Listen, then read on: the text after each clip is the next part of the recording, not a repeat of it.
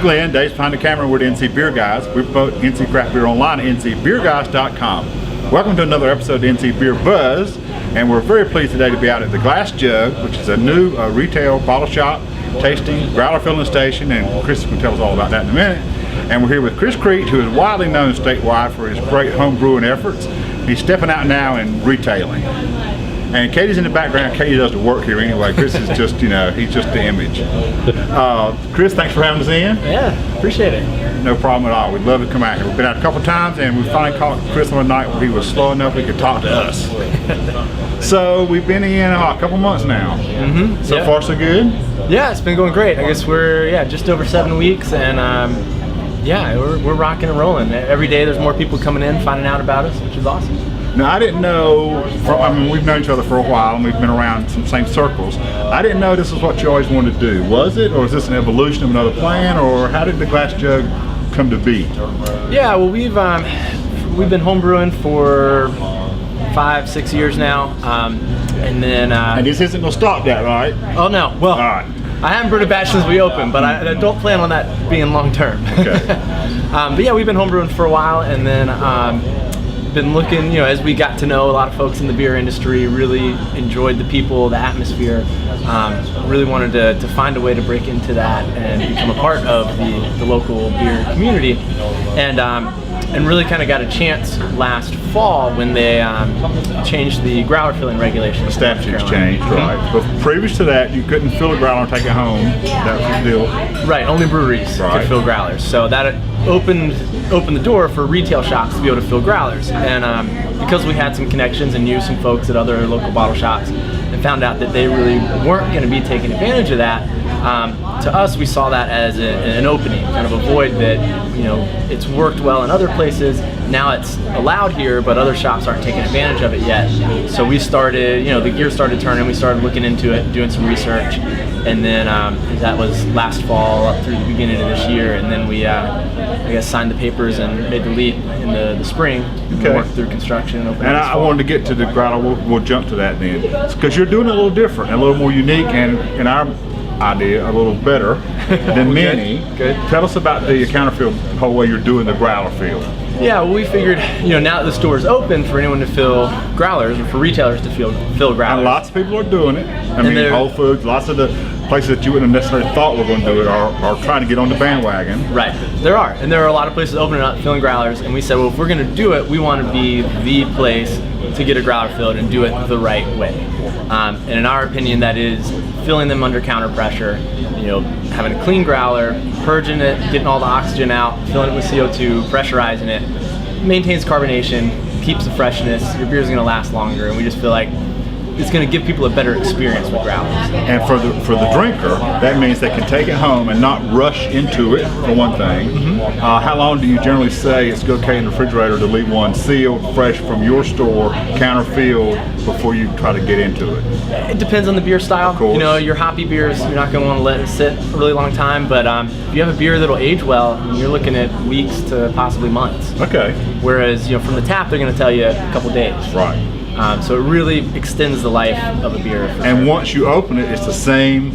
Once you open it, it's still once you open it, we fill it, and that takes out all the oxygen out of it and holds the carbonation in. But as soon as you open it, you let oxygen in, you're letting carbonation out. So it's just like opening a 2-liter bottle of soda or anything like that.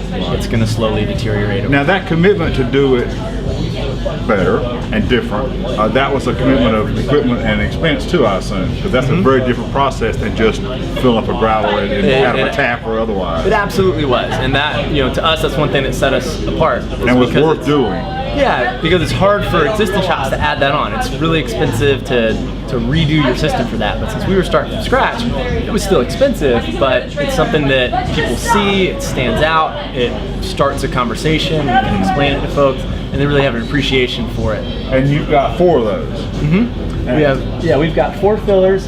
Each of them has a manifold to do 4 different beers, so we can do up to 16 different beers in growlers. And do you don't normally have 16 on tap anyway, do you? Or do you have that? You do normally have that many? Yeah, okay. we almost always have 16 on tap. Okay, so that's another thing to know. If you're not, even if you're not buying a growler, there's generally 16 taps. Yep. What's your philosophy about rotation? How is somebody going to know? Well, for one thing, I will tell you, go online to glassjug.com. And they've got their draft list. Everybody's not good about updating it. Chris, so far, is very good about updating what he's got on tap at any given time. So if you get ready to come in tonight, you can look this afternoon and say, this is what I'm going to be drinking, and if it's not there, Chris will be updating it as the day goes by. Yeah, and one thing we try to do, we do have a walk-in cooler to keep kegs cold and ready, so that when something does kick, we don't have to wait for another one to cool off before we put something else on. So if something kicks, unless we're just way too busy to handle it, we're gonna have something else on pretty quickly. Now I know you have a big history with NC craft beer, but we should be honest, this is not just an NC craft beer shop. Right. So of those 16 taps, you're generally going to have what kind of mix? What do you shoot for? Yeah. How's your philosophy there? So it definitely ends up skewing towards some of the local and small breweries because that's who you know, and that's who. Well, to some extent, our philosophy there was that it's going to skew towards the people that aren't bottling and canning a lot of their products, because we're filling growlers. Like we were in earlier tonight and drank the Pony Source product, right, which you won't find in a lot of places. And when you do find it, you're going to find it on draft. It's not going to be available in too many bottles. And this particular product, never in bottles, not yet. Right. So it was something I couldn't get in another place. Right, yeah, so that ends up skewing towards the smaller guys.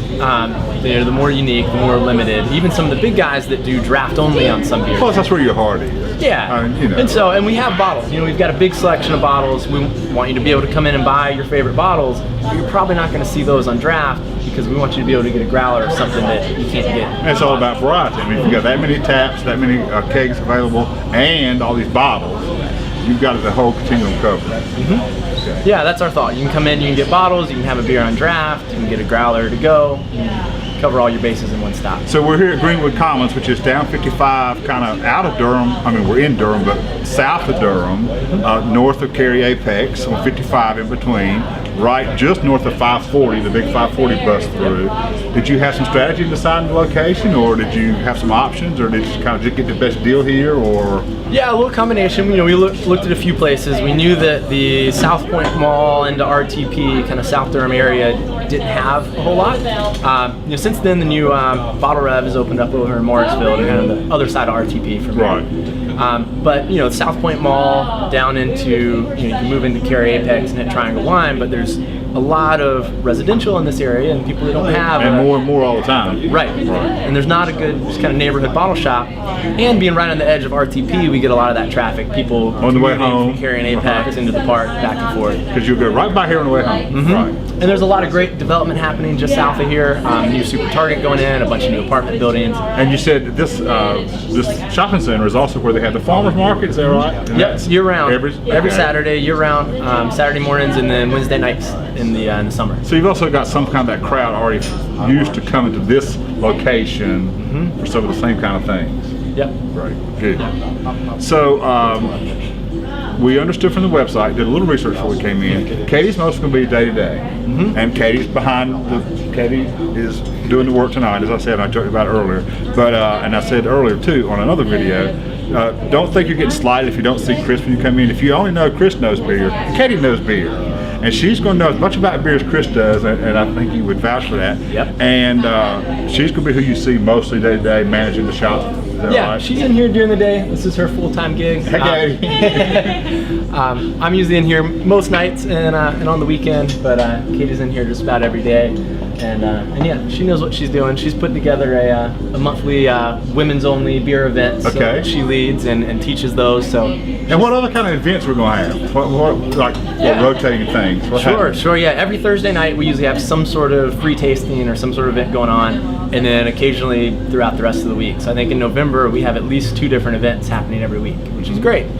We also have a local North Carolina brewery of the month.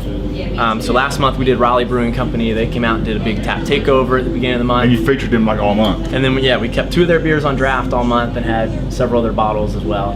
This month we're doing Mystery Brewing out of Hillsboro. We did a collaboration with them on the Triple Ginger Triple, which we had for our opening, and then we're re-releasing this month. And it was most excellent, I would vouch. Well, good, yeah. So we're releasing that, and they're coming in here this Thursday with Dromgool, which is their pumpkin pie beer, and their Belgian safe beer, which just won a silver medal at GABF. And this is actually a keg from the winning batch. Okay. So, and we'll have a couple of their beers on starting Thursday throughout the rest of the month. So it's a place to hang regular and pick up your regular supply for at-home drinking. They have some samples here, but also there are special events to draw people in and to be looking on. And they're on the calendar, I guess, on your website. There's some kind of events calendar. I didn't get that far today. Yeah, we keep all the events updated on the calendar. We put them on Facebook. We started a South Durham craft beer meetup group. Great. We got the events on there, so should be able to find out about all the stuff we have going on. Good, that's great. So anything we've not gotten on camera that we need to say? We want to invite people in. Yeah, absolutely. So far so good for you? You're satisfied? This is going to be good for you? Oh yeah, it's been great. I think we've been really well received. A lot of great reviews. I think we've gotten a lot of great feedback. We're continuing to grow. I mean, every week we're putting more bottles on the shelves, trying to figure out how we can make more room. Just got in a new cooler for some more cold beers, so we're continuing to grow, continuing to expand. And we don't want to miss you on the homebrew side of the world. So don't let it take all your energy. I'm not selling my equipment yet. Okay, all right, good. Good. Oh, I'm sorry. That's good. All right, that's good. So we're at the Glass Jug, and what is this? You've just thought you've got? This is a tablet carrier. No, it's what is this? It's a growler cooler. So oh, I didn't know what it was. It's flattened out. Oh, I see. Okay. Yeah, so you can put your growlers in there. You can fit a 6-pack. It'll divide in half, so you can put 2 growlers in it. Nice. And fold it back, put a 6-pack. Very good, because I mean those things are. I always wind up in the seat belt or in the baby seat or whatever you call those things now. In my day, we call them baby seats. That's great. That's good. Thanks for having us in, Chris. Yeah, I appreciate you guys Thanks coming so by. much. Thanks, Katie. Thanks, for everything you've done.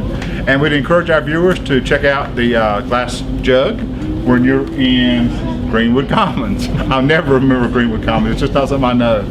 And until next time, this is the NC Beer Guys with another episode of NC Beer Buzz. And remember, drink local and keep your beer dollars in North Carolina.